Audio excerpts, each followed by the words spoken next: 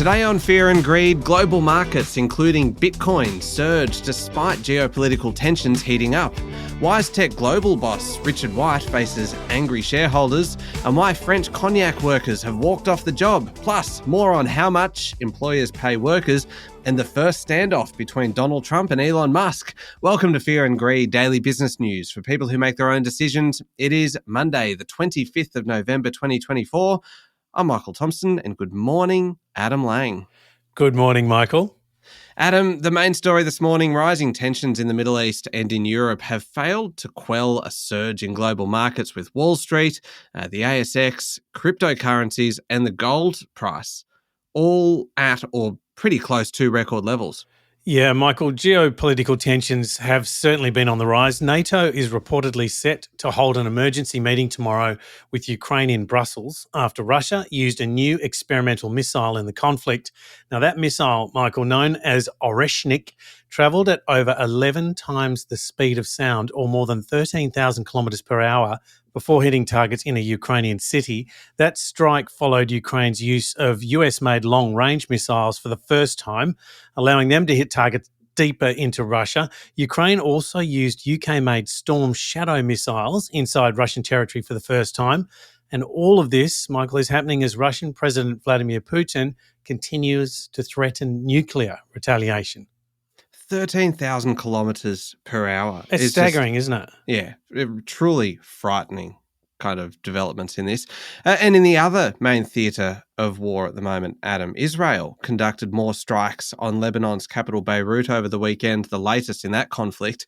And late last week, we had the International Criminal Court issuing an arrest warrant for Israeli Prime Minister Benjamin Netanyahu, calling him a war criminal. The warrant actually obliges the Australian government to arrest Netanyahu should he set foot in Australia. Yeah, Michael, and alongside that, markets, and particularly equity markets, continue to surge. Wall Street has just about completed its third quarter earnings season, and more than 75% of companies beat their expectations. Earnings growth is running at a very strong 8.7%. That's a good number. The major indices on Wall Street are now trading at near record levels. Over the weekend, Bitcoin hit yet another record high, just below US 99,500, on the back of a growing belief that regulations for cryptocurrencies in the US will be relatively mild in a Trump administration. Gold jumped 5% last week and is back up near record levels too. That crypto level, that Bitcoin level, yeah, it is flirting with the $100,000 mark, isn't it? It just keeps on getting close, and it's like, there's a lot of speculation that it may happen quite soon. It would be quite the milestone to pass. Yeah, it feels like it, Michael, even just for the sensationalism of hitting the target. But it's such a risk knowing which way the legislative environment's going to go in the US, because all of this is speculation predicated on that. Well, interestingly, we have an interview coming up after the show today with Rachel Conlon from Binance, which is the biggest crypto exchange in the world. And Rachel was actually in Australia over the weekend for the Australian Crypto Convention, which is the biggest crypto convention in the Southern Hemisphere.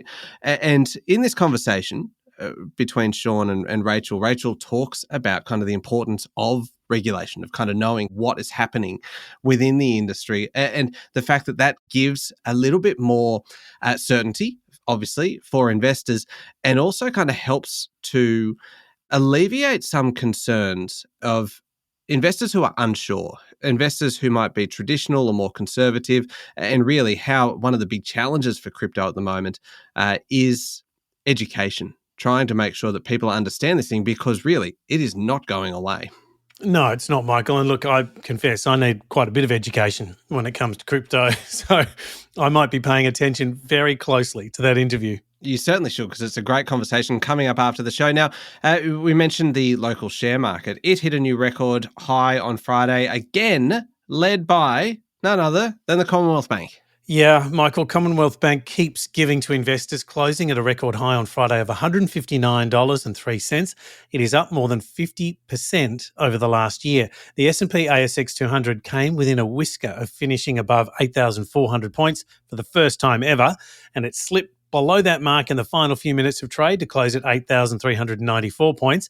It is up an incredible 20% in the last year. The story is unchanged. The banks and tech stocks keep surging. Even big miners did okay last week from a rebound in iron ore prices. It was so close to getting past the 8,400 Tantalising. mark. And it looked like it was going to. It was like 10 to 4 or so on Friday afternoon. I'm like, we were yes, this watching is the great. clock. Because I was doing the afternoon report on Friday afternoon. And I'm like, yes, get Come on. there. And then it didn't. I'm like, oh, okay. All right. Damn. Close. Anyway, Adam, we've talked about technology, obviously being the best performing sector all year. It wasn't such a good day on Friday, though, for the tech leader. Wisetech's share price fell 12.4% after billionaire founder Richard White fronted the company's virtual AGM. It was a virtual one, so he wasn't there in person for this, saying that he deeply regretted the impact that recent media attention has had on people around him and, of course, on shareholders. Yeah, those comments, Michael, came as Wisetech downgraded its annual revenue guidance, sending its share price down close to 16% at one point on Friday. Chairman Richard Damery partially blamed the downgrade on the diversion of founder Richard White's attention in the lead up to his exit from the company. And he said, quote, "I need to say that the board is disappointed that the diversion of Richard White's attention away from product development at a critical juncture has impacted the timing of the release of some of the 3 breakthrough products," end of quote. Mr. White resigned from Wisetech's executive and board in late October, and that was following a string of allegations about his personal life. He has moved into a consulting role, still reporting to the board, with the title of founder and founding CEO. He will maintain his $1 million a year salary. All right, Adam, we've got a lot still to cover. We've got politics, we've got that story about Elon Musk and Donald Trump, we've got petrol prices and auctions and everything. I don't know why I'm teasing you. You're not going anywhere. You're stuck in the studio with me. But we will take a very quick break and come back in a moment with the rest of the day's business news.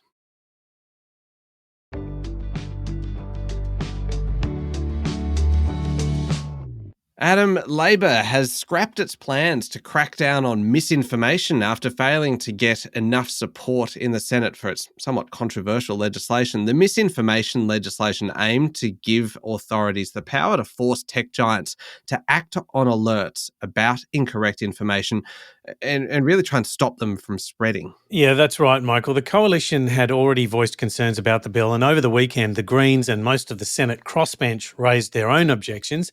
Yesterday, Communications Minister Michelle Rowland announced the government would not proceed with the legislation, saying it's clear that there is no pathway to legislate this proposal through the Senate. But there's still plenty on the legislative agenda this week, with the government aiming to get a series of bills through the Senate on housing, school funding, and the creation of an Environment Protection Agency. Just quickly checking auction clearance rates now, Adam. And there were 2,588 auctions held last week. That was down from 2,900 or thereabouts the week before. Spring selling season is continuing. It's really not it's not winding down that much yet. No, and that's still a lot of auctions. And there was a bit of a spike in preliminary clearance rates across most capital cities over the weekend. Sydney came in at almost 72%. That's up pretty sharply on the previous week, which had been a shocker. Melbourne was up too, from about 65 to over 68%. Brisbane and Adelaide were both pretty consistent with the previous week, and Perth came in at 75% preliminary clearance rate, although that's off a very small number of auctions in Perth, which is basically their trend. Yeah, indeed. I mentioned this one at the top of the show, Adam. Total wages and salaries paid by employers pushed beyond $100 billion for the month of September. That is the first time that remuneration has gone beyond that mark. That's kind of cool. Yeah, it's a good number, isn't it? During September, employers paid $103.7 billion, and that's according to the Australian Bureau of Statistics, up $13 billion on 2 years earlier. And that reflects underlying wage growth, variations in hours worked, one-off payments like bonuses, back pay, and employment growth. 6 industries accounted for about 60% of the increase, Michael. So listen to these numbers and see if this feels right to you. Those industries going up: financial and insurance services. What do you reckon? Sound about right? Makes sense. Retail trade. I thought that was interesting. Mm-hmm. Information, media and telcos. Information media and telcos, right. So I'd say that there'd be some who are doing very well, some perhaps not in that very affected industry. Mining, transport and warehousing, and electricity, gas, water, and waste services. Immediately after COVID, the accommodation and food services industry experienced fastest growing wages, but in September, it was actually the slowest. So a lot of movement there. Gosh, you love going into the detail, don't you? I like thinking about how it's affecting different people. Normally, you'd just be able to kind of rattle that off. But you just like, you know what, let's have a deep dive into some of these stats. And you know what, there'll be people listening to this going, yes, we love it when Adam's filling in because the detail just gets so detailed. Anyway. Cheering on the data. Yeah, bring on more data. There's never enough data. Adam, oil prices just starting to rise, but fuel prices across the country, with the exception of Perth, are trading at cyclical lows. Did you get out and about over the weekend and check out any of the petrol stations in your area? It is very cheap at the moment. Yeah, both cars got filled up on the weekend, Michael. According to the ACCC, petrol prices in Sydney are around lows last seen a month ago. Same in Melbourne, although the Australian Bureau of Statistics data suggests prices may even be heading lower. Both Brisbane and Adelaide are in the same boat. Generally, over recent months, the lowest prices have been available in Adelaide and the highest in Brisbane. The outlier in Perth, where prices are trading around peaks, with an average price close to $1.95 a litre. Fashion chain Levisa's chairman, Brett Blundy, has reassured investors that the retailer is focused on growth after releasing a pretty disappointing sales update on Friday. Yeah, Michael, Levisa held its annual general meeting and the figures it released showed it is falling behind market expectations on sales and new store expansion. So currently it operates 927 stores in 49 countries and Mr. Blundy owns 40% of the shares.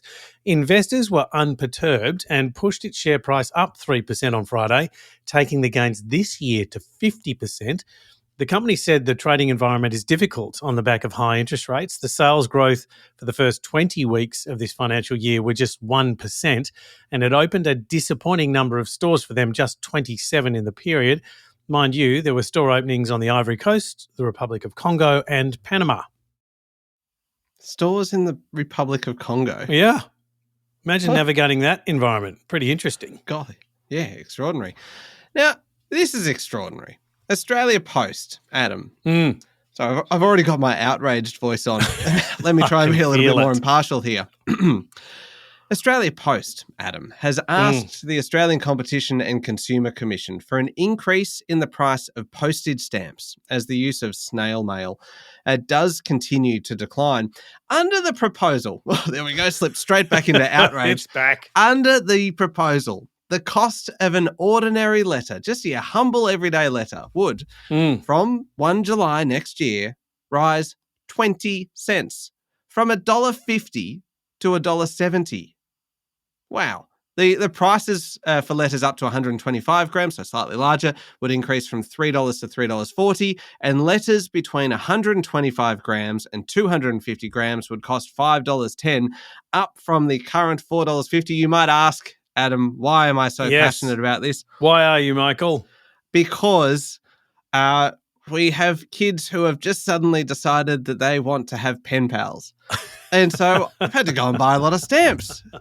And these stamps are expensive. And, like kids, we can't afford to have pen pals right now. Try email. Have you thought about email? Invest in a fax machine. Anyway, sorry, go on, please, Adam. All right, Michael. And this hits Fear and Greed too. The Mia mugs, they cost $11 to send. They take $10 to make. It costs more to post the things. It just shows that there is serious value tied up in a Mia mug. Well, indeed, yes. But fortunately, Michael, Fear and Greed made a strategic decision to buy a whole bunch of mail bags ready for the Mia mug mail out. So, look, back to the cost of the normal mail. In response, the ACCC said it would seek feedback from the community and assess recovery of efficient costs, including a reasonable rate of return and how the company's common costs are allocated to the relevant letter segments. Australia Post studies showed letter volume had declined 72% from the 2006 financial year to this financial year. Aussie Post made a pre-tax loss of 88.5 million last financial year, and its letter business is actually losing money, while its parcel business is facing increasing competition from Amazon, Temu and Shine. Turning to international news now, Adam, the first political showdown between President-elect Donald Trump and his key offsider, the world's richest man, Elon Musk, has been, I would say, awarded to Donald Trump. I think he's won this one. It's a fascinating story because you kind of get the impression that it will not be the last time that these two go head-to-head. I wonder if it lasts all the way up to next year. You know, when they get inaugurated in January, just how long this partnership will last. It'll be a good one to watch. It's great to watch, though, isn't it? Yeah. So this particular item was over the nomination for Treasury Secretary. Donald Trump wanted to appoint Scott Bessent, a hedge fund manager from South Carolina. Musk disagreed, posting on X that the appointment would be business as usual. So betting markets then showed Bessent's likelihood of getting the job, and they fell sharply, and the Trump team started looking at other candidates. But by the end of the week, they were back where they started, nominating Scott Bessent. It still needs to be confirmed by the Senate, but it could be a sign of future conflict between Donald Trump and Elon Musk, who's supposed to head up a key department in the new administration, focusing on cutting government spending, the Department of Government Efficiency, or DOGE, with pharmaceutical founder Vivek Ramaswamy.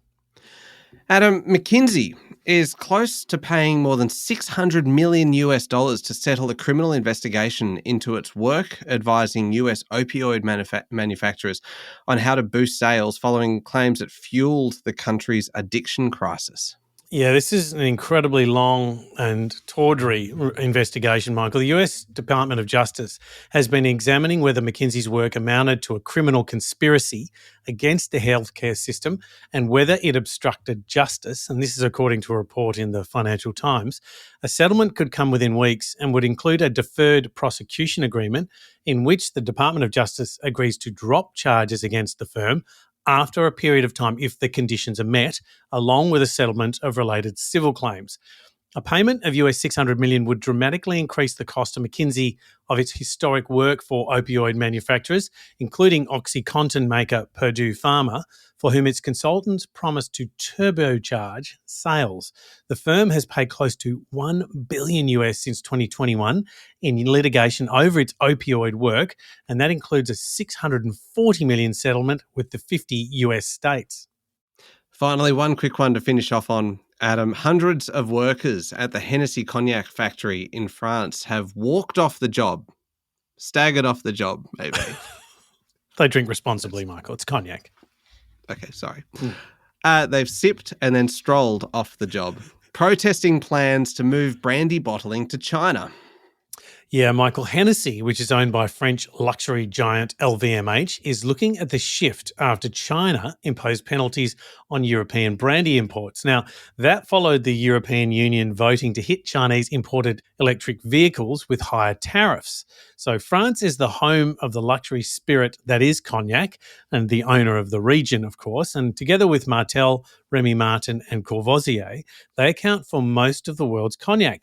Brandy producers want President Emmanuel Macron to negotiate a diplomatic solution, and that's according to the New York Times. Cognac sales have tumbled since COVID-19, hurt by falling sales in China and the US. All right, Adam.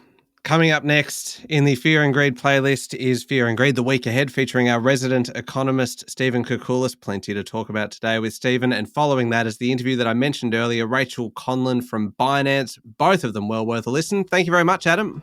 Thank you, Michael. It is Monday, the 25th of November, 2024. Make sure you're following the podcast and please join us online on LinkedIn, Instagram, X, TikTok and Facebook. I'm Michael Thompson, and that was Fear and Greed. Have a great day.